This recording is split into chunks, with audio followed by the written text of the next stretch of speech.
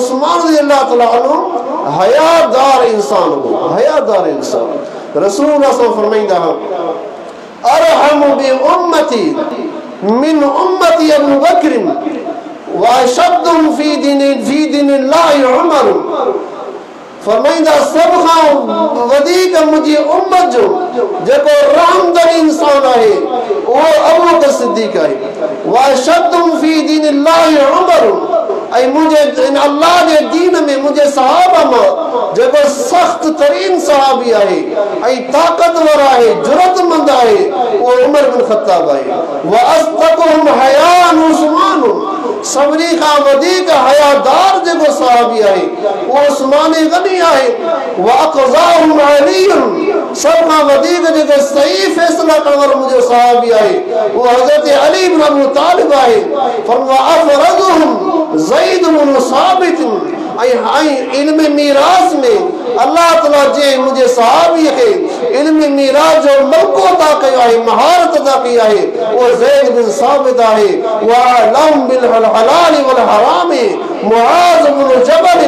ऐं हलाल हराम जे मामले में सब खां वॾे में वॾो जेको आलिम आहे उहो मुआज़ बिन जबल आहे। व इन्न लिकुल्लि उम्मतिन अमीना व अमीन हाज़िहिल उम्मति अबू उबैदा बिन जर्राह। फरमायो हर उम्मत में अल्लाह ताला को न को अमीन शख्स रखियो आहे, मुंहिंजी उम्मत जो अमीन तरीन जेको शख्स आहे उहो अबू उबैदा बिन जर्राह आहे। वस्सलातु वस्सलामु अला अशरफिल अंबिया'i वल मुरसलीन व अला आलिहि व अस्हाबिहि व मन तबिअहुम बि इहसानिन इला यौमिद्दीन, अम्मा बाद। क़ाल अल्लाहु तबारक व तआला फ़िल क़ुरआनिल मजीद वल फ़ुरक़ानिल हमीद लिलफ़ुक़राइल मुहाजिरीन अल्लज़ीना उख़रिजू मिन दियारिहिम व अमवालिहिम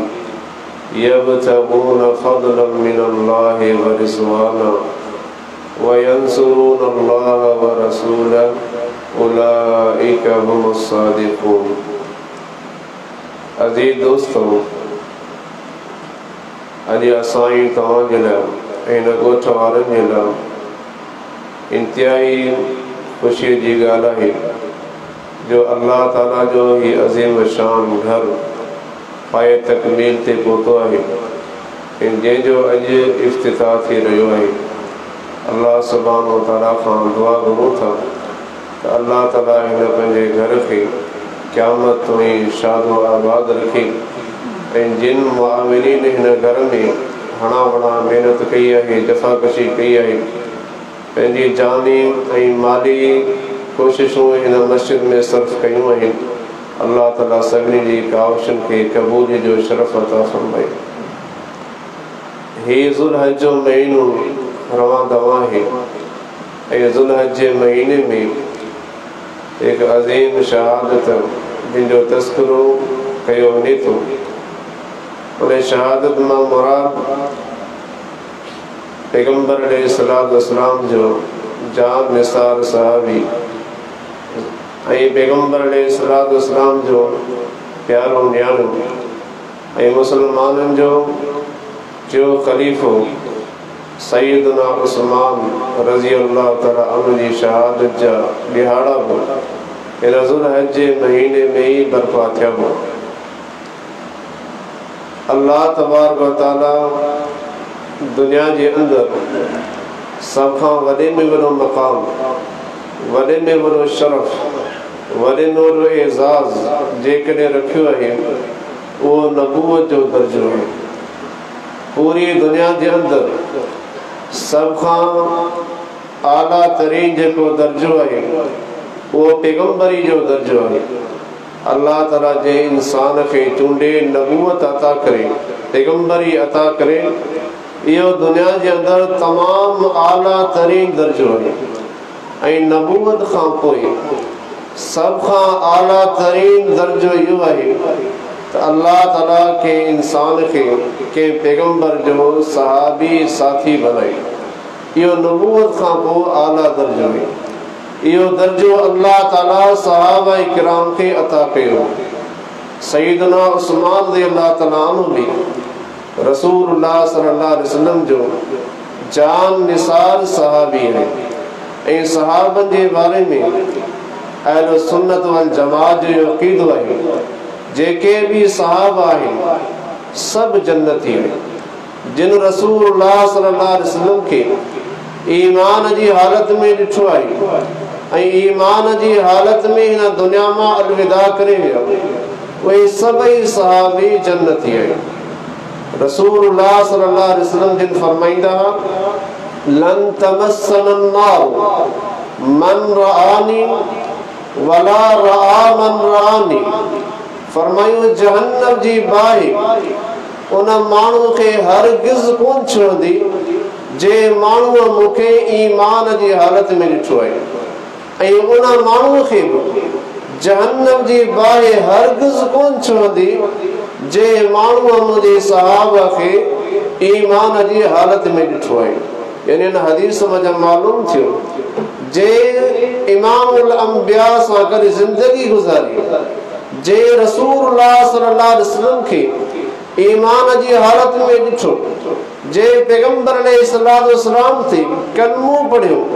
उहो माण्हू कॾहिं बि जहन्नम जी बाहि में दाख़िल कोन थियो। ही अज़ीम शान एज़ाज़ आहे सहाबी हुजनि। रसूलुल्लाह सल्लल्लाहु अलैहि वसल्लम जिन फरमायो ला तसुब्बु असहाबी, फरमाईंदा मुंहिंजे सहाबा किराम खे घटि वधि न ॻाल्हाईंदा कयो। अॼु मीडिया जो दौर आहे, कॾहिं कहिड़ी कुंड मां कॾहिं कहिड़ी कुंड वञा, सहाबा जे शान में गुस्ताखियूं कयूं वञनि पयूं, सरेआम बकवासात कई वञे पई, लेकिन को बि उन्हनि जी ज़बान खे लगाम ॾियण जे लाइ तयारु कोन्हे। असांजे अज़ीज़ वतन अज़ीज़ में पाकिस्तान जी सरज़मीन ते सरेआम बदअमनी जा नारा, बदअमनी जूं सदाऊं बुलंद थी रहियूं आहिनि, लेकिन उन जे बावजूद असांजी क़यादत ख़ामोश आहे। हालांकि क़यादत जे मथां ज़िम्मेदारी आहे अहिड़नि माण्हुनि खे कैफ़िर किरदार ते पहुचाइनि जेके पैगंबर अलैहिस्सलातु वस्सलाम जे जान निसार सहाबा जे शान में गुस्ताखियूं कनि था। रसूलुल्लाह सल्लल्लाहु अलैहि वसल्लम फरमाया ला तसुब्बु असहाबी, मुझे सहाबा खे घटि वधि न ॻाल्हायो। फवल्लज़ी नफ़्सी बियदिही, बस कसम आहे उन अल्लाह जो जंहिंजे हथ में मुंहिंजो साहु आहे, लौ अनफ़क़ अहदुकुम मिस्ल उहदिन ज़हबा, फरमायो जेकॾहिं तव्हां जा को माण्हू ओद पहाड़ जेतिरो सोन ख़र्च करे, मा बलग मुद्द अहदिहिम वला नसीफ़हु, फरमायो मुंहिंजे सहाबा मुंहिंजा को बि सहाबी हिकिड़ो मुद अल्लाह जे रस्ते में ख़र्च करे या अधु मुद ख़र्च करे, तव्हां मुंहिंजा को बि माण्हू जबल ओद जेतिरो सोन ख़र्च करे, तॾहिं बि मुंहिंजे सहाबा जे अजुर ऐं सवाब खे नथा पहुची सघो। मुद छा आहे? हिकिड़े साह में 5 मुद ईंदा आहिनि, यानी ईअं सम्झो अधु किलो। यानी तव्हां मुंहिंजा को मुंहिंजो सहाबी अधु किलो का शइ अल्लाह जे रस्ते में ख़र्च करे, ऐं तव्हां मुंहिंजा को माण्हू ओद पहाड़ जेतिरो सोन ख़र्च करे। ओद पहाड़ केतिरो आहे? तक़रीबन 9 किलोमीटर ते हिकिड़ो जबल आहे, 9 किलोमीटर उनजी हिकिड़ी वेकर आहे, ऐं उन खां पोइ उनजी डेग आहे। अंदाज़ो लॻायो 9 किलोमीटर जबल जो वज़न कजे त अरबनि जी तादाद में उनजा टन बणजंदा, एॾो उन जबल जो वज़न आहे। जेकॾहिं एतिरो सोन के माण्हू वटि मौजूद हुजे, इहा बि नामहाल ॻाल्हि आहे। दुनिया में अहिड़ो माण्हू ई कोन्हे जंहिं माण्हू वटि ओद जबल जेतिरो सोन मौजूद हुजे। सोन जो मौजूद हुजण बि नामुमकिन आहे। फरमायूं जेकॾहिं सोन के वटि मौजूद बि हुजे ऐं उहो सोन वरी अल्लाह जे रस्ते में ख़र्च करे, ऐं फरमायूं एतिरो सोन माण्हू अल्लाह जे रस्ते में ख़र्च करे, ऐं मुंहिंजो सहाबी अधु किलो अन्न जो अल्लाह जे रस्ते में ख़र्च करे, तॾहिं बि उहो ओद पहाड़ जो मुक़ाबिलो नथो करे सघे। अज़ीज़ दोस्तो, उस्मान रज़ी अल्लाह ताला जा जेके फ़ज़ाइल आहिनि अहादीस जे किताबनि में मौजूद आहिनि। सईदना अनस रज़ी अल्लाह ताला अन्हु बयान करे थो हिकु ॾींहुं रसूलुल्लाह सल्लल्लाहु अलैहि वसल्लम जिन ओद जबल ते चढ़नि था ऐं रसूलुल्लाह सल्लल्लाहु अलैहि वसल्लम सां गॾु अबू बकर सिद्दीक़ रज़ियल्लाहु तआला अन्हु आहे ऐं उमर बिन ख़त्ताब रज़ियल्लाहु तआला अन्हु आहे ऐं उस्मान गनी रज़ियल्लाहु तआला अन्हु आहे। पैगंबर अलैहिस्सलातु वस्सलाम आहिनि, अबू बकर सिद्दीक़ आहे, उमर फारूक आहे ऐं उस्मान गनी रज़ियल्लाहु तआला अन्हु आहे। अनस रज़ियल्लाहु तआला अन्हु चवे थो तहर्रक उहदुन, रही चार अज़ीम हस्तियूं ओद जबल ते मथे चढ़नि थियूं त ओद जबल खे ख़ुशी महसूस थी। तहर्रक उहदुन, ओद जबल ख़ुशीअ में लुॾी रहियो आहे। रसूलुल्लाह सल्लल्लाहु अलैहि वसल्लम जिन पंहिंजो पेर मुबारक उन ओद जबल ते हणनि था, फरमाईंदा उस्कुन या उहद, फरमाईंदा ए उहद जा जबल तूं ख़ामोश थी, वमा अलैक इल्ला नबियुन व सिद्दीकुन व शहीदान, अॼु तुंहिंजे मथां चढ़ण वारो हिकिड़ो अल्लाह जो नबी आहे, अल्लाह जो पैगंबर आहे ऐं उन सां गॾु सिद्दीक मौजूद आहे। सिद्दीक मां मुराद अबू बकर सिद्दीक रज़ियल्लाहु तआला अन्हु आहे। व शहीदान, फरमाईंदा अॼु उन पैगंबर सां गॾु ॿ शहीद सहाबी मौजूद आहिनि, हालांकि ॿई ज़िंदा आहिनि लेकिन पैगंबर अलैहिस्सलातु वस्सलाम जिन ॿिन्ही खे शहीद चई रहिया आहिनि, शहादत जी मुबारक ॾेई रहिया आहिनि। फरमाईंदा ए ओद जा जबल तूं ख़ामोश थी वञ, अॼु तुंहिंजे मथां हिकिड़ो अल्लाह जो पैगंबर चढ़ियो आहे, ॿियो सिद्दीक आहे ऐं ॿ शहीद चढ़िया आहिनि। उन्हनि शहीदनि मां मुराद उमर बिन ख़त्ताब रज़ियल्लाहु तआला अन्हु ऐं उस्मान गनी रज़ियल्लाहु तआला अन्हु। इन उमर बिन ख़त्ताब भी शहीद थिया ऐं उस्मान गनी भी शहीद थिया ऐं ॿई मदीने में शहीद थिया। उमर बिन ख़त्ताब रज़ियल्लाहु तआला अन्हु भी फजर जी नमाज़ पढ़ाईंदे मस्जिद नबी जे मुसल्ले ते पैगंबर अलैहिस्सलातु वस्सलाम जे शहर मदीने मुनव्वरा में शहीद थियनि था ऐं उस्मान गनी रज़ियल्लाहु तआला अन्हु भी पंहिंजे घर में मरसूर आहिनि ऐं मदीने जे शहर में शहीद थियनि था। यानी रसूलुल्लाह सल्लल्लाहु अलैहि वसल्लम फरमायो ही ॿई सहाबी शहीद आहिनि। सईदना अबू मूसा अशअरी रज़ियल्लाहु तआला अन्हु खां हिकिड़ी रिवायत आहे सही बुखारी में। अबू मूसा अशअरी रज़ियल्लाहु तआला अन्हु चए थो हिकिड़े ॾींहुं रसूलुल्लाह सल्लल्लाहु अलैहि वसल्लम बाग़ में दाख़िल थिया ऐं मूंखे हुकुम ॾिनो तूं हिन बाग़ जी चौकीदारी कर, कंहिं बि माण्हू खे अंदरि अचण जी इजाज़त न ॾिजो जेसीं ताईं आऊं इजाज़त न ॾियां। अबू मूसा अशअरी रज़ियल्लाहु तआला अन्हु चए थो आऊं दरवाज़े ते चौकीदारी ॾेई रहियो आहियां, थोरी देरि खां पोइ दरवाज़ो लुॾी रहियो आहे। मूं सवाल कयो मन अंत, तूं केरु आहीं? मूंखे जवाब मिलियो अबू बकर आहियां, अबू बकर रज़ियल्लाहु तआला अन्हु आहियां। अबू मूसा अशअरी रज़ियल्लाहु तआला चए थो अला रिस्लिक, पंहिंजी जॻह ते बीठो हुज हत्ता अस्ताज़न लक रसूलुल्लाह सल्लल्लाहु अलैहि वसल्लम, ऐसी ताईं जो आऊं तुंहिंजे लाइ रसूलुल्लाह सल्लल्लाहु अलैहि वसल्लम खां इजाज़त वठी अचां। अबू मूसा अशअरी रज़ियल्लाहु तआला अन्हु वञे थो, इजाज़त घुरे थो, ॿुधाए थो अल्लाह जो नबी सल्लल्लाहु अलैहि वसल्लम अॼु बाग़ जे दरवाज़े ते अबू बकर सिद्दीक़ मौजूद आहे, अंदरि अचणु चाहे थो, जेकॾहिं तव्हां इजाज़त ॾियो त आऊं अबू बकर खे इजाज़त ॾियां। फरमाईंदा वञ इज़न लहू व बशिरहू बिल जन्नत, फरमाईंदा वञ वञी अबू बकर खे इजाज़त ॾे ऐं अबू बकर रज़ियल्लाहु तआला खे जेॾीमहिल इजाज़त ॾी ऐं उनखे जन्नत जी बशारत ॿुधाइजां, जन्नत जी मुबारक ॿुधाइजां। अबू बकर खे चइजां अल्लाह जे पैगंबर अलैहिस्सलातु वस्सलाम तव्हांखे बाग़ में अचण जी इजाज़त बि ॾिनी आहे ऐं गॾोगॾु तव्हांखे रसूलुल्लाह सल्लल्लाहु अलैहि वसल्लम जन्नत जी मुबारक ॾिनी आहे। अबू मूसा अशअरी रज़ियल्लाहु तआला आयो, दरवाज़ो खोले थो, अबू बकर रज़ियल्लाहु तआला अन्हु खे अंदरि अचण जी इजाज़त ॾिए थो ऐं जन्नत जी मुबारक ॿुधाए थो। वरी दरवाज़ो बंदि करे वेही रहियो, दरवाज़े ते वेठो आहे। थोरी देरि खां पोइ वरी दरवाज़ो ॾुॾो, पोइ चए तूं केरु आहीं? जवाब मिलियो उमर बिन ख़त्ताब आहियां रज़ियल्लाहु तआला। अबू मूसा अशअरी रज़ियल्लाहु तआला चए थो अला रिस्लिक बी, इंतजार कर ऐसी ताई जो आऊं रसूलुल्लाह सल्लल्लाहु अलैहि वसल्लम का इजाजत घुरी अचो। अबू मूसा अशअरी आयो अची करे ॿुधाए थो अल्लाह जा नबी सल्लल्लाहु अलैहि वसल्लम उमर बिन ख़त्ताब आयो इजाजत घुरे पियो अंदर अचण जी इजाजत ॾियां फरमाइनि था हा वन उमर बिन ख़त्ताब रज़ियल्लाहु तआला अन्हु खे बि अंदर अचण जी इजाजत ॾे ऐं उमर बिन ख़त्ताब रज़ियल्लाहु तआला अन्हु खे बि जन्नत जी बशारत ॿुधाई। अबू मूसा अशअरी रज़ियल्लाहु आयो इजाजत ॾिनई अंदर दाख़िल थी रहियो आहे ऐं जन्नत जी मुबारक ॿुधाई थो। वरी दरवाज़ो बंदि करे वेही रहे थोड़ी देर खां पोइ दरवाज़ो वॻो वरी सवाल करे तो तूं केरु आहीं? जवाब मिलियो उस्मान आहियां। उस्मान रज़ियल्लाहु तआला अन्हु जे अबू मूसा अशअरी साॻिया लफ़्ज़ अचे थो चए थो इंतज़ार कर आउं रसूलुल्लाह सल्लल्लाहु अलैहि वसल्लम खां इजाज़त वठी अचां। वञनि था इजाज़त घुरनि था पैगंबर अलैहिस्सलाम फरमायो उस्मान रज़ियल्लाहु तआला अन्हु खे इजाज़त बि ॾे ऐं गॾो गॾु हुनखे ॿुधाइजां अला बलवा तुसीबुहु उस्मान रज़ियल्लाहु तआला अन्हु खे तमाम वॾी तकलीफ़ मिलंदी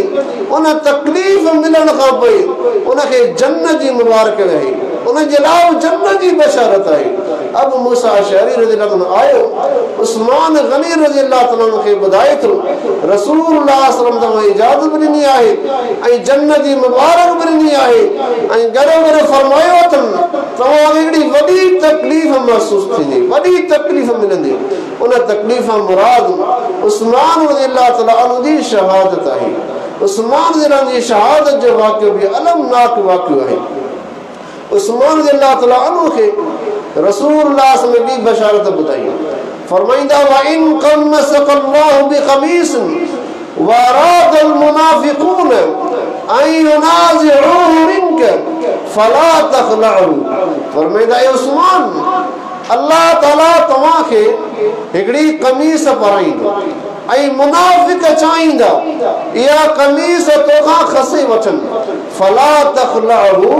लेकिन इहा कमीस लाइ मुनाफ़िकनि जे हवाले न कजां। उस्मान रज़ियल्लाहु तआला अन्हु खे पैगंबर अलैहिस्सलातु वस्सलाम इहा बशारत ॿुधाई। इन कमीस मां मुराद छा आहे?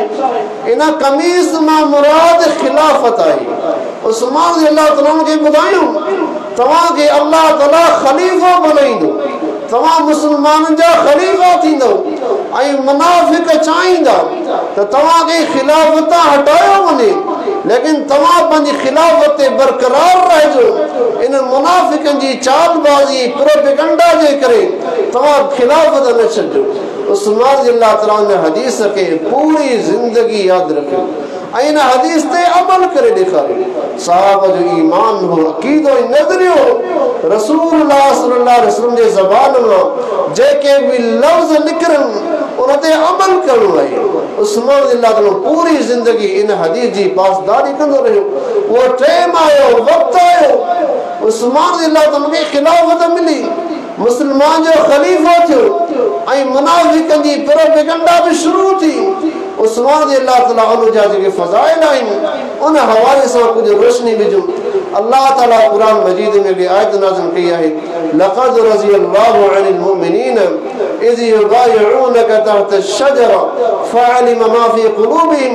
व अंज़ला सकीनत अलैहिम व असाबहुम फ़तहन क़रीबा। अल्लाह ताला फरमाए यकीनन अल्लाह ताला उन मोमिननि खां राज़ी थी चुको आहे फ़अलिम मा फ़ी क़ुलूबिहिम उन जे दिलनि जी कैफ़ियत खे अल्लाह ॼाणे वरितो आहे व अंज़ला सकीनत अलैहिम अल्लाह ताला उन्हनि जे मथां सुकून नाज़िल कयो आहे व असाबहुम फ़तहन क़रीबा अल्लाह ताला अन क़रीब उनखे मक्के जो शहर फतह करे अता कयो। कुरान मजीद जी इहा आयत आहे इन जो पस मंज़र इहो आहे रसूलुल्लाह सल्लल्लाहु अलैहि वसल्लम जिन हिकिड़े बबुर जे वण जे हेठां वेठल हा के माण्हू अची ॿुधायो ए अल्लाह जा नबी सल्लल्लाहु अलैहि वसल्लम मक्के जा माण्हू हुदैबिया जो मक़ाम हो हुदैबिया जे मक़ाम जे भर में उते बबुर जो वण हो उन बबुर जे वण जे हेठां रसूलुल्लाह सल्लल्लाहु अलैहि वसल्लम वेठा आहिनि। के माण्हू अची ॿुधायो अल्लाह जा नबी सल्लल्लाहु अलैहि वसल्लम मक्के जा माण्हू तव्हां जे लाइ जंग जी तयारी करे रहिया आहिनि तव्हां खे मारणु चाहिनि था, क़त्ल करणु चाहिनि था, तव्हांजे ख़िलाफ़ उथण थिया आहिनि। रसूलुल्लाह सां फरमायो वञो वञी सहाबा खे वठी अचो। अब्दुल्लाह इब्न अब्बास रज़ियल्लाहु अन्हु वञे थो, सभिनी सहाबा खे जमा करे थो। 1400 सहाबी आहिनि, 1400 सहाबा इमामुल अंबिया सां गॾु आहिनि। रसूलुल्लाह सल्लल्लाहु अलैहि वसल्लम जिन वण जे हेठां वेठल आहिनि। फरमाईंदा बाइऊनी, अॼु मुंहिंजे हथ ते बैत कयो त तव्हां अल्लाह जे रस्ते में विढ़ंदो, जिहाद कंदो, पुठ फेरे पोइते कोन हटंदो। सभई सहाबी बैत कनि था। इमामुल अंबिया हथ खोले वियनि था। हिकु हिकु सहाबी बैत कंदो वियो, बैत कंदो वियो ऐं चवंदा विया असां अल्लाह जे दीन जे ख़ातिर जिहाद जी बैत कयूं था ऐं हमेशह हिन दीन ते क़ाइम रहंदासीं। रसूलुल्लाह सल्लल्लाहु अलैहि वसल्लम जॾहिं बैत वरिती, सभिनी जी बैत मुकम्मल थी ऐं उस्मान रज़ियल्लाहु तआला अन्हु मौजूद कोन हुयो। उस्मान रज़ियल्लाहु तआला अन्हु खे रसूलुल्लाह सल्लल्लाहु अलैहि वसल्लम मक्के में मोकिलियो। मक्के में नुमाइंदो बणिजी वियो। इमामुल अंबिया जे तरफ़ां, मुस्लमाननि जे तरफ़ां नुमाइंदगी कंदे मक्के में दाख़िल थियो। ऐं बाद रिवायतुनि में इहे बि अल्फाज़ आहिनि के माण्हू इहो बि अची ॿुधायो त उस्मान रज़ियल्लाहु तआला अन्हु खे मक्के वारनि क़त्ल करे छॾियो आहे, मक्के वारनि शहीद करे छॾियो आहे। त रसूलुल्लाह सल्लल्लाहु अलैहि वसल्लम जिन पंहिंजो हथ मथे खणनि था। फरमाईंदा जेकॾहिं उस्मान ज़िंदा हूंदो, वाज़ी यदी, ही हिकिड़ो मुंहिंजो हथ आहे, वाज़ी यद उस्मान, ऐं ही बि जेको ॿियो हथ आहे इहो मुंहिंजे सहाबी उस्मान जो हथ आहे। हालांकि ॿई हथ कंहिंजा आहिनि, पैगंबर अलैहिस्सलाम जा आहिनि, इमामुल अंबिया जा ॿई हथ आहिनि। छा पिया फरमाइनि? हाज़ी यदी, ही मुंहिंजो हथ आहे, वाज़ी यद उस्मान, ही मुंहिंजे सहाबी उस्मान जो हथ आहे। आऊं पंहिंजे सहाबी उस्मान रज़ियल्लाहु तआला अन्हु जे बारे में बैत करे रहियो आहियां। केॾो भरोसो, केॾो यकीन हुयो इमामुल अंबिया खे ही मुंहिंजो अहिड़ो सहाबी आहे जेकॾहिं आऊं बि हिन जे तरफ़ां बैत कयां त मुंहिंजी बैत खे टोड़ींदो कोन, मुंहिंजी इत्तिबा कंदो, ताबेदारी कंदो। इहो सहाबी आहे जंहिंजे तरफ़ां रसूलुल्लाह सल्लल्लाहु अलैहि वसल्लम पाण बैत कनि था। उस्मान रज़ियल्लाहु तआला अन्हु जी इहा फज़ीलत आहे जो उस्मान रज़ियल्लाहु तआला अन्हु 2 हिजरतूं कयूं। 2 हिजरतूं, हिकिड़ी हिजरत उस्मान रज़ियल्लाहु तआला अन्हु मक्के खां हबशा ॾे करे विया ऐं ॿी हिजरत उस्मान रज़ियल्लाहु तआला अन्हु मक्के खां मदीने ॾे कई। इहे 2 हिजरतूं उस्मान रज़ियल्लाहु तआला अन्हु कयूं आहिनि। ऐं जेको अल्लाह जे रस्ते में हिजरत करे उनजो मक़ाम छा आहे, मर्तबो छा आहे? रसूलुल्लाह सल्लल्लाहु अलैहि वसल्लम फरमाईंदा वल हिजरतु तहदिमु मा कान क़ब्लहा, जेको माण्हू हिजरत करे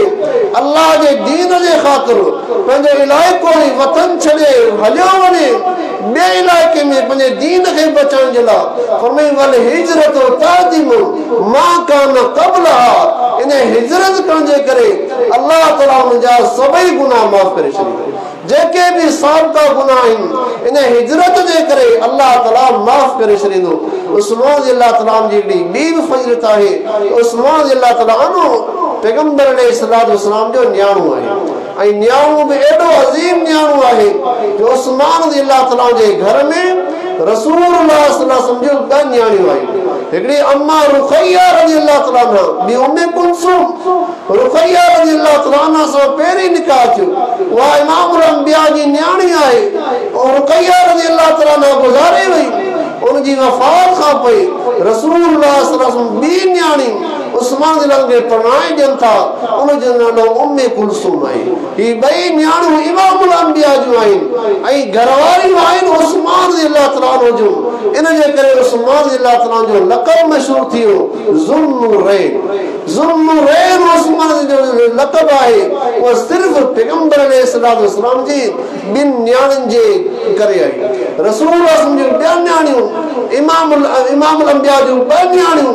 उस्मान रज़ियल्लाहु तआला जे निकाह में आहियूं। इहो वॾो एज़ाज़ आहे। हज़रत अली रज़ियल्लाहु तआला अन्हु जे ख़ुतबनि जे हवाले सां हिकिड़ो किताब मशहूर आहे जंहिंजो नालो नहजुल बलागा आहे। नहजुल बलागा में हज़रत अली रज़ियल्लाहु तआला अन्हु उस्मान रज़ियल्लाहु तआला जी फज़ीलत बयान करे ऐं उन फज़ीलत जे दौरान चयो लक़द निल्त मिन अस्सैर, मालम यनाला जदे उस्मान अल्लाह तआला तो के पैगंबर ने समझे घराने में जा एडी अजीम मर्तबत नी आए मकाम नी आए मालम यनाला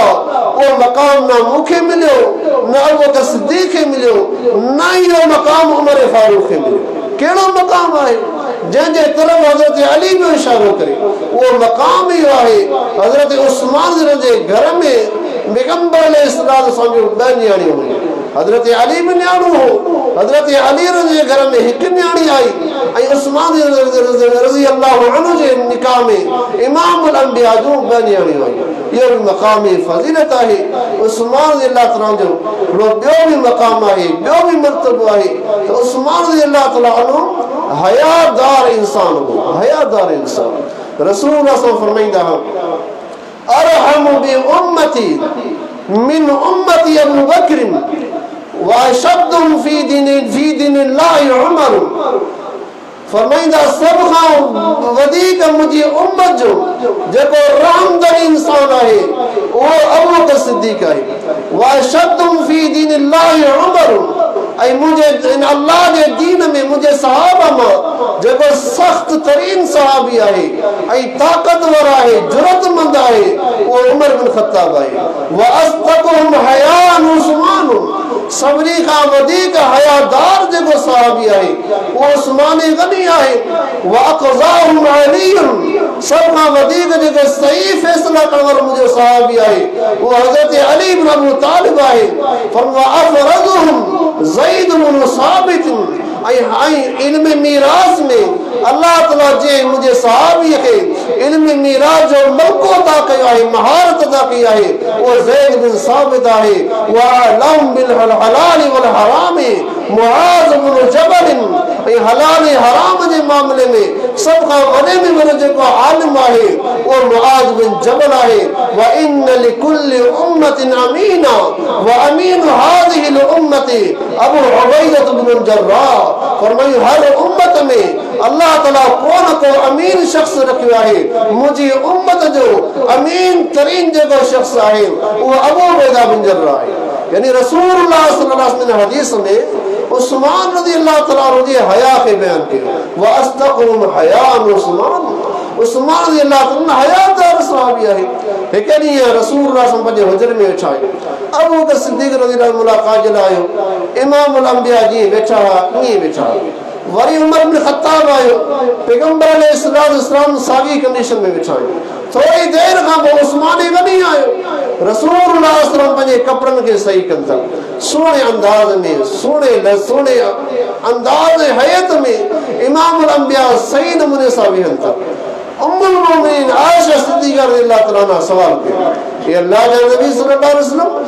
अबू बकर आयो उमर आयो तवा जे हाल में बैठा ये बैठा लेकिन उस्मान रज़ी अल्लाह अन्हु जॾहिं आयो तवा सोने अंदाज में बैठा छाजे करे फरमाए अला अस्ताई मिन रजुलिन यस्ताई मिन मलाइका चाउन माण्हू का हया न कया जे माण्हू का आसमान जा फरिश्ता हया कन था आसमान जा फरिश्ता इन इंसान का हया कन था और इन जो छो ख्याल रखो ही अजीम शान इंसान है हयादार इंसान है ही न चाहिंदो है के माण्हू जे जिस्म ते मुझी नजर पइजी वने इन जे करे मो पंहिंजे जिस्म के ढके रखियो है मता मुझे सहाबी उस्मान खे का तकलीफ महसूस न थी इमाम अल अंबिया एडो ख्याल रखंदा पंहिंजे सहाबा इकराम जो ऐं उस्मान जी इहा फज़ीलत आहे जो रसूलुल्लाह सल्लल्लाहु अलैहि वसल्लम ॾहनि सहाबनि जा नाला वठी फरमाया 10 सहाबी जन्नती आहिनि पर उन्हनि 10 सहाबनि मज़ा हज़रत उस्मान जो नालो वरितो फरमाया अबू बकर फिल जन्नह अबू बकर सिद्दीक जन्नती आहे व उमर फिल जन्नह उमर फारूक जन्नती आहे व उस्मान फिल जन्नह उस्मान रज़ियल्लाहु अन्हु भी जन्नती आहे व अली फिल जन्नह अली रज़ियल्लाहु अन्हु भी जन्नती आहे व अबू उबैदा फिल जन्नह अबू उबैदा भी जन्नती आहे व अब्दुर्रहमान फिल जन्नह अब्दुर्रहमान बिन औफ भी जन्नती आहे व सईद फिल जन्नह ऐं सईद रज़ियल्लाहु अन्हु भी जन्नती आहे व तलहा फिल जन्नह ऐं तलहा बिन उबैदुल्लाह भी जन्नती आहे व सईद फिल जन्नह ऐं सईद बिन ज़ैद भी जन्नती आहे यानी इमाम अल अंबिया 10 सहाबा जा नाला वठी फरमायो ही ॾाई जन्नती आहिनि उनमें उस्मान जो नालो आहे 6 नंबर ते उस्मान आहे पहिरें नंबर ते अबू सिद्दीक जो नालो आहे ॿिए नंबर ते उमर फारूक जो नालो आहे 3 नंबर ते उस्मान गनी जो नालो आहे उनमें अबू बकर भी जन्नती आहे उमर फारूक भी जन्नती आहे उस्मान गनी भी जन्नती आहे यानी इमाम अल अंबिया जन्नत मुबारक नहीं हुआ बशारत नहीं हुआ ये एडा अजीम शान इंसान हुआ जिन जो छा अखलाकी किरदार हो अल्लाह जे दीन दे कायम रहण वाला इंसान उस्मान रज़ी अल्लाह तआला अन्हु जी जेका फजीलत आहे मकाम आहे कुरान सुन्नत जा बेशुमार दलाइल आहिनि मो इख्तिसार सां तव्हांजे साम्हूं चंद दलाइल पेश कया आहिनि आख़िर में हज़रत उस्मान जी शहादत जे हवाले सां मुख़्तसर तव्हांजे साम्हूं बयान कया छो जो असांजे मुअज़्ज़ज़ मेहमान फजीलत शेख मौलाना अब्दुल गफ़ार नासिर हफ़िज़हुल्लाह जेके मोरो खां आयल आहिनि असांजी मस्जिद में मौजूद आहिनि तफ़सीली खिताब साईं जिन जो थींदो ऐं इख्तिसार सां तव्हांजे साम्हूं हज़रत उस्मान जी शहादत बयान कया उस्मान रज़ी अल्लाह तआला अन्हु खे पंहिंजे घर में मदीने मुनव्वरा में महसूर कयो वियो क़ैद बनायो वियो ॿाहिरि निकिरण जी इजाज़त कोन हुई न मस्जिद नबी में नमाज़ पढ़ण जी इजाज़त हुई न मदीने जे बाज़ार में वञण जी इजाज़त हुई न ई जेको ज़र ख़रीद खूह आहे बेरे रूमा न ई उन बेरे रूमा जे पाणी भरण जी इजाज़त हुई उस्मान रज़ी अल्लाह तआला अन्हु पंहिंजे घर में क़ैद बनियल आहे हिकु ॾींहुं पंहिंजे घर जी छत ते चढ़नि था सही बुखारी जी रिवायत आहे सईदुना तलहा रज़ी अल्लाह बयान करे थो त उस्मान रज़ी अल्लाह तआला अन्हु जॾहिं घर जी छत ते चढ़िया ऐं तबक़ात में साद में अल्फाज कुझु वधीक बि आहिनि उन जा अल्फाज ई आहिनि उस्मान रज़ी अल्लाह तआला अन्हु सभिनी सां मुखातिब थियनि था फरमाईंदा ॿुधायो मन जहज़ जैशन उसरा ॿुधायो ग़ज़वे तबूक में लश्कर के तैयार कयो सभई सहाबी चवनि था ए उस्मान तू हुई जे वक़्तु मुसलमाननि खे माल जी ज़रूरत हुई माल जी किल्लत हुई तंगी हुई ऐं जंग जो सामान घटि हो उन टाइम ते तव्हां इहा अज़ीम कुर्बानी ॾिनी कहिड़ी कुर्बानी रसूलुल्लाह सल्लल्लाहु अलैहि अचनि था झोली में 1000 दीनार आहिनि 1000 सोन जा दीनार खणी करे रसूलुल्लाह सल्लल्लाहु अलैहि वसल्लम जे झोली में रखनि था पैगंबर अलैहिस्सलातु वस्सलाम 1000 दीनार पंहिंजी झोली में उल्टाए पुल्टाए रहिया आहिनि हेठि मथे करे रहिया आहिनि ऐं फरमाइनि पिया मा ज़र उस्मान लिमा अमिल बअदल यौम अॼु खां पोइ उस्मान रज़ी अल्लाह तआला जेको बि अमल करे अल्लाह तआला हुनखे जन्नती बनाए छॾियो हिनखे अॼु खां पोइ का बि तकलीफ़ कोन मिलंदी जेको बि अमल करे ही जन्नती आहे वरी थोरी देरि गुज़री रसूलुल्लाह सल्लल्लाहु चए थो अलैया मियतु बईर बिअहलासिहा व अकताबिहा फी सबीलिल्लाह फरमाइंदा अल्लाह जा नबी इन खां अलावा ऐं 100 उठ सारो सामान सां भरे अल्लाह जे रस्ते में ॾियां थो फरमाइंदा अंत फिल जन्नत तूं जन्नती आहीं वरी थोरी देरि गुज़री चए थो अलैया बि मियतै बईर बिअहलासिहा व अकताबिहा फी सबीलिल्लाह ए अल्लाह जा नबी हाणे 100 न 200 ॾियां थो फरमाइंदा अंत फिल जन्नत तूं जन्नती आहीं वरी थोरी देरि गुज़री आहे फरमाइन पिया चवनि पिया अलैस बिसलासु मियति बईर बिअहलासिहा व अकताबिहा फी सबीलिल्लाह ए अल्लाह जे नबी 200 न हाणे 300 उठ सामान सां भरे अल्लाह जे रस्ते में ॾियण लाइ तयार आहियां फरमाइंदा अंत फिल जन्नत उस्मान तूं जन्नती आहीं वधाईंदा विया 700 उठ सामान जा भरे करे इमाम अल अंबिया जे हवाले कनि था फरमाइंदा अल्लाह जा नबी तव्हां जंग ते रवाना थियो ही 700 उठ सामान जा तव्हांजे हवाले आहिनि इमाम अल अंबिया 7 दफ़ा हज़रत उस्मान खे फरमायो अंत फिल जन्नत तूं जन्नती आहीं केॾो अज़ीम शान इंसान और उस्मान गनी रज़ी अल्लाह अन्हु उन वाक़े खे ज़िक्र करे तो ॿुधायो जंहिं टाइम ते माल जी किल्लत हुई वसाइल जी कमी हुई को ॾियण जे लाइ तयारु कोन हो गुरबत जो ज़मानो हो उन टाइम ते ग़ज़वे तबूक जे लाइ कंहिं माल ख़र्च कयो हो सभई चवनि था उस्मान तूं आहीं वरी सवाल करे तो ॿुधायो जंहिं टाइम ते मुसलमाननि खे पाणी जी ज़रूरत हुई यहूदी खूह ते काबिज़ हुआ पाणी भरण जी इजाज़त कोन हुई मुसलमान पानी जे ढुक जे लाइ परेशान हुआ ऐं इमाम अल-अंबिया फरमायो केरु आहे जेको बेरे रूमा खे ख़रीद करे आउं उन माण्हू खे जन्नत जी बशारत ॾियां थो मूंखे ॿुधायो इहो कूह कंहिं ख़रीद कयो हो सभई माण्हू चवनि था उस्मान तो ख़रीद कयो चवे थो पोइ छो मूंखे इजाज़त नथी मिले आउं उन खूह मञा पाणी जो ढुक पी सघां वरी चवे थो ॿुधायो जंहिं टाइम ते मस्जिद नबी तंग हुई मस्जिद नबी जी कुशादगी जे लाइ माल जी ज़रूरत हुई ॿुधायो मस्जिद नबी खे जी तोसीअ जे लाइ माल कंहिं ख़र्च कयो हो सभई चवनि था उस्मान तो कयो हो उस्मान गनी चए थो पोइ मूंखे छो नथी इजाज़त मिले जो आउं अॼु इमाम अल-अंबिया जी मस्जिद में नमाज़ पढ़ी सघां पैगंबर अलैहिस्सलातु वस्सलाम सहाबी वरी मुखातिब थिए थो ए तलहा बिन उबैदुल्लाह बीठो आहे ए तलहा किथे आई तलहा बिन उबैदुल्लाह जे तो हाज़िर आहियां अमीरुल मोमिनीन मौजूद आहियां उस्मान गनी रज़ियल्लाहु अन्हु चए थो ए तलहा मूं सलाम ज़ोर सां कयो हो तुंहिंजो आवाज़ मूंखे ॿुधण में कोन आयो तो जवाब छो कोन ॾिनो तलहा बिन उबैदुल्लाह चए थो कद अजबतुक या अमीरुल मोमिनीन ए अमीरुल मोमिनीन मूं तव्हांखे सलाम जो जवाब ॾिनो हो तलहा बिन उबैदुल्लाह खे चवंदा अस्मअतुक वलम तुस्मीनी मूं ज़ोर सां जब सलाम कयो ऐं तुंहिंजो आवाज़ त ॿुधण में कोन आयो तूं ख़ामोश हुई तो दिल में जवाब छो ॾिनो आहे ज़ोर सां छो कोन जवाब ॾिनई छा तोखे हदीस यादि आहे रसूलुल्लाह सल्लल्लाहु अलैहि वसल्लम त ला यहिल्लु दमु इम्रिइन मुस्लिमिन इल्ला बिइहदा सलासिन के मुसलमान खे नाजायज अज़ियत ॾियणु मारणु क़त्ल करणु जाइज़ कोन्हे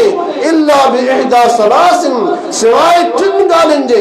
जेकॾहिं टिन ॻाल्हियुनि मज़ा का बि ॻाल्हि हुन में अची वञे पोइ जाइज़ आहे त तव्हां हुनखे मारे सघो था क़त्ल करे सघो था टिन ॻाल्हियुनि मज़ा को बि हुन में उहो कमु कोन्हे को का बि ॻाल्हि कान्हे पोइ हुनखे मारणु क़त्ल करणु जाइज़ कान्हे तलहा बिन उबैदुल्लाह चए थो भला समिअतु जी हाँ मूं हदीस ॿुधी आहे उहा हदीस कहिड़ी आहे उहा हदीस ई आहे रसूलुल्लाह सल्लल्लाहु अलैहि वसल्लम फरमायो के मुसलमान खे नाजाइज़ क़त्ल करणु जाइज़ कोन्हे सिवाय टिन ॻाल्हियुनि जे ज़िनम बाद इहसानिन पहिरीं ॻाल्हि इहा आहे शादीशुदा हुजे ऐं शादीशुदा हुजण जे बावजूद ज़िना ऐं बदकारी जो कमु करे उन माण्हू खे संसार करे रजम करे छॾियो उस्मान गनी चए थो इहा हदीस तो ॿुधी हुई तलहा चए थो हा ॿुधी उस्मान चए थो पोइ ॿुधी वठि ला ज़नैतु फिल जाहिलियति वला फिल इस्लामी न मूं जिहालत में बदकारी कई हुई न इस्लाम क़बूल करण खां पोइ मूं बदकारी कई आहे ऐं हमेशा पाक दामन रहियो आहियां पोइ छाजे बुनियाद ते तव्हां क़त्ल पिया कयो वरी ॿियो सवाल करे थो अल्लाह इमाम अल-अंबिया फरमायो तव्हां अहिड़े माण्हू खे मन बदल दीनहु फक़्तुलूहु जेको पंहिंजे दीन खे तब्दील करे छॾे दीन तां फिरी वञे तव्हां हुनखे क़त्ल करे छॾियो जॾहिं खां मूं इस्लाम खे क़बूल कयो आहे तॾहिं खां वठी अॼु ताईं मुंहिंजे दिलि में इस्लाम जी मोहबत दाख़िल आहे करे मां इस्लाम तां विखल पवंदे कोन अचो आहियां पोइ छाजे करे तव्हां मूंखे क़त्ल था कयो टी ॻाल्हि इहा आहे जेको माण्हू कंहिं माण्हू खे नाजाइज़ तौर ते क़त्ल करे हुनखे क़िसास जे तौर ते तव्हां हुनखे मारे सघो था न ई मूं नाजाइज़ कंहिं माण्हू खे क़त्ल कयो आहे न ई कंहिंजो आऊं कातिल आहियां जो मूंखां तव्हां क़िसास था वठो पोइ छाजे बुनियाद ते क़त्ल था कयो उस्मान रज़ियल्लाहु ताला अन्हु इहे लफ़्ज़ चवंदे रोईंदो रोइण जी हालत में ॾुख वारो थी करे पंहिंजे घर में दाख़िल थी वियो आहे रात गुज़री आहे रात जो ख्वाब ॾिसनि था ख्वाब में ज़ियारत थी आहे इमाम अल-अंबिया जी जनाब मुहम्मद रसूलुल्लाह सल्लल्लाहु अलैहि वसल्लम जी ज़ियारत थी आहे गॾु अबू बकर बि वेठो आहे उमर बिन ख़त्ताब बि वेठो आहे टिनी शख़्सनि जी ज़ियारत थी आहे ख्वाब में इमाम अल-अंबिया फरमाईंदा अफ्तिर इंदना गदन या उस्मान ए उस्मान केतिरा ॾींहं थी चुका आहिनि तूं बुखारियल आहीं रोज़े ते आहीं तुंहिंजे पेट में लुकमो दाख़िल कोन थियो आहे अफ्तिर इंदना गदन या उस्मान ए उस्मान तूं सुभाणे असां वटि जी इफ्तारी कजां सुबुह जो टाइम थियो नाइला रज़ियल्लाहु ताला अन्हा खे घुराए थो जब उस्मान जी घरवारी आहे उनके सदे तो ए नाइला